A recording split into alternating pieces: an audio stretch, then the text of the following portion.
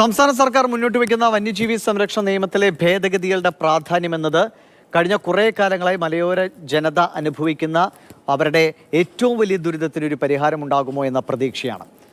ഈ കഴിഞ്ഞ കാലങ്ങളിൽ എങ്ങനെയാണ് നമ്മുടെ മലയോര മേഖലയിലെ മനുഷ്യർ ജീവിച്ചു പോകുന്നത്?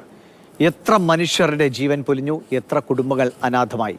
ഈ കണക്കുകൾ, ഇനി പറയാൻ പോകുന്ന കണക്കുകൾ തന്നെ അത് കൃത്യമായി പ്രേക്ഷകരെ ബോധ്യപ്പെടുത്തും.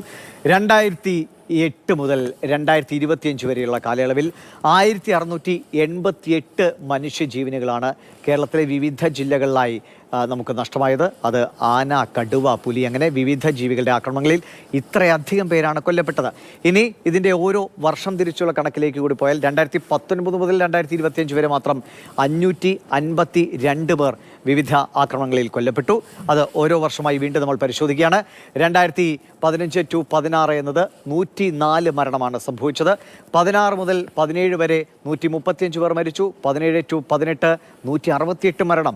2018 മുതൽ 2019 വരെ 122 മനുഷ്യർക്ക് ജീവൻ നഷ്ടമായി. 19 മുതൽ 20 വരെ 111 പേർക്കും ജീവൻ നഷ്ടമായി. 20 മുതൽ 21 വരെ ഒരു വർഷക്കാലത്ത് 132 പേർ മരിച്ചപ്പോൾ 21 മുതൽ 22 വരെയുള്ള സമയം 137 പേരുടെ ജീവനാണ് നമുക്ക് നഷ്ടമായത്. 22 മുതൽ 23 വരെയുള്ള കാലത്ത് 98 പേർ മരിച്ചപ്പോൾ തൊട്ടടുത്ത വർഷം 23 മുതൽ 24 വരെ 94 പേർക്ക് ജീവൻ നഷ്ടമായി.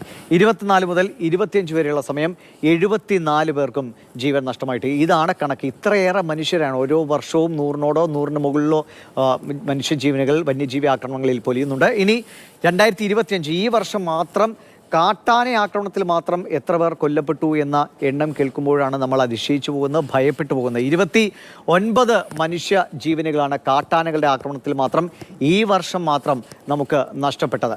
ഒപ്പം കാട്ടാനകളുടെ ആക്രമണം കഴിഞ്ഞാൽ ഏറ്റവും ഭീതി ഉയർത്തുന്നത് മറ്റൊരു ജീവി, അത് കാട്ടുപന്നിയാണ്. കാട്ടുപന്നിയുടെ ആക്രമണങ്ങളിൽ 6 പേർ മരിച്ചു. കാട്ടുപന്നി കുറുകെ ചാടിയും 2 വീലറുകൾ മറിഞ്ഞും ഓട്ടോറിക്ഷ മറിഞ്ഞുമൊക്കെ എത്ര അധികം പേർ ഗുരുതരമായ അവസ്ഥയിൽ ചികിത്സയിലുണ്ട് എന്നുകൂടി ഓർക്കുക. കടുവകളുടെ ആക്രമണത്തിൽ 2 മരണമാണ് ഈ വർഷം മാത്രം സംഭവിച്ചിട്ടുള്ളത്. കാട്ടുപോത്തിൻ്റെ ആക്രമണത്തിൽ 2 മരണം ഈ വർഷം സംഭവിച്ചിട്ടുണ്ട്. അതായത് എല്ലാ ആഴ്ചകളിലും എന്ന വണ്ണം ഒരു മനുഷ്യനെങ്കിലും നമുക്ക് വന്യജീവി ആക്രമണങ്ങളിൽ നഷ്ടപ്പെട്ടു പോകുന്നുണ്ട്. ഇതിനൊരു പരിഹാരമുണ്ടാകുമോ?